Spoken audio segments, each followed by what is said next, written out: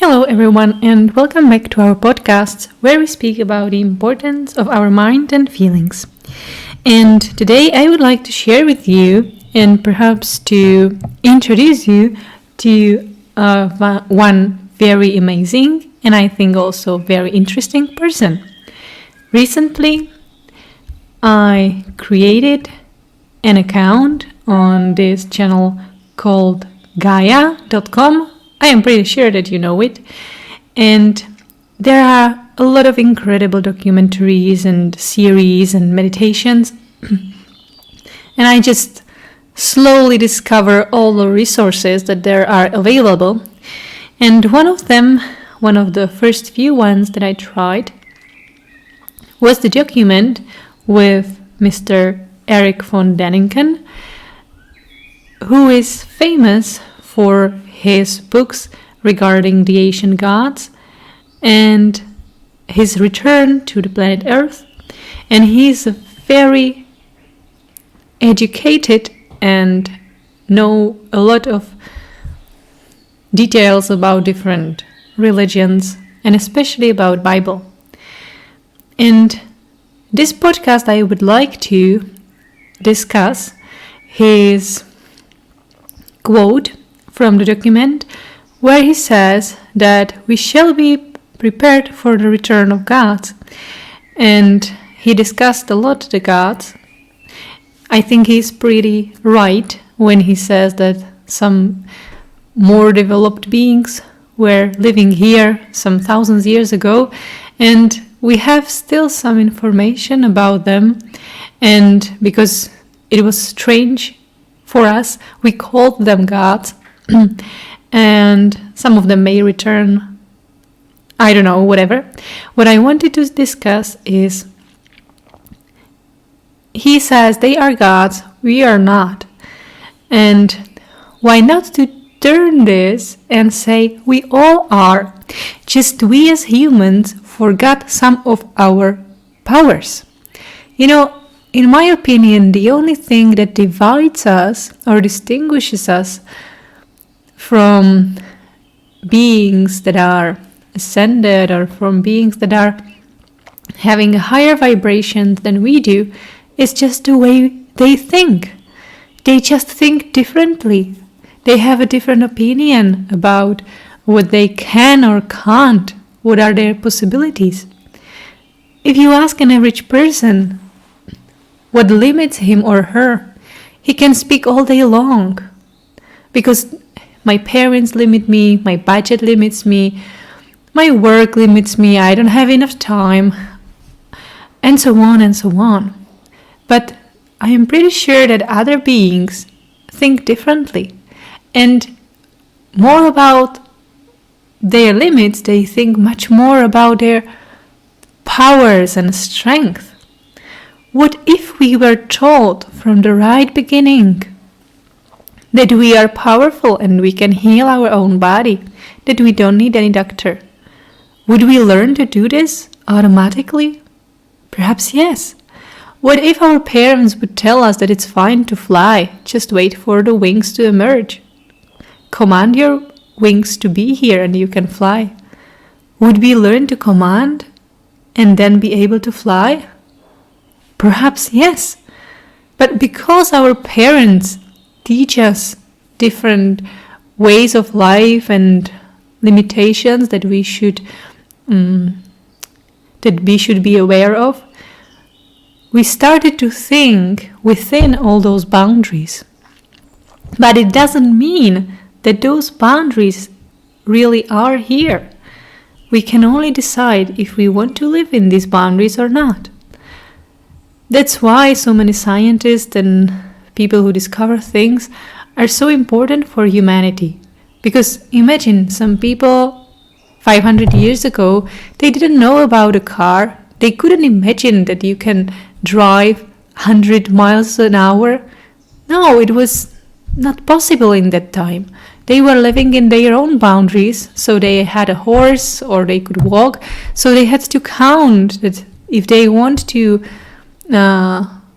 get from one destination to another, it really takes a lot of time.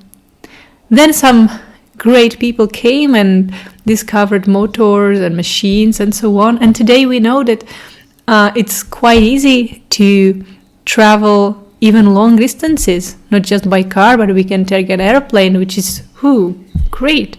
So we moved and pushed our boundaries when it comes to technology. And it's perfectly fine. Slowly comes the time when we can, or perhaps slowly will, destroy and change our boundaries when it comes to our mind. Perhaps we can believe more in ourselves. Perhaps we can learn to use our own power and energy. Perhaps we can think about where does it come from? What is the source of the energy? And perhaps we can come to many different conclusions, but I personally came to a conclusion that it comes from the present moment. If you can focus your energy in the present moment, you can see or feel that you have much more energy and you can accumulate it or you can use it in a different ways, but it's up to you. That's why some people meditate. That's why some people can heal. It's using the energy. And we, or in my opinion, we know just so little about this energy, but maybe when the time progresses, we will learn much more. And together with that, we can discover and widen our possibilities. And perhaps one day, after some centuries or thousands of years, we will be on the very same level as those beings that we call gods or ascended beings or angels, because we will discover all what they already know. But the very true and the very fact is, they are no different. We also have all those possibilities. The only thing is the information and the ability.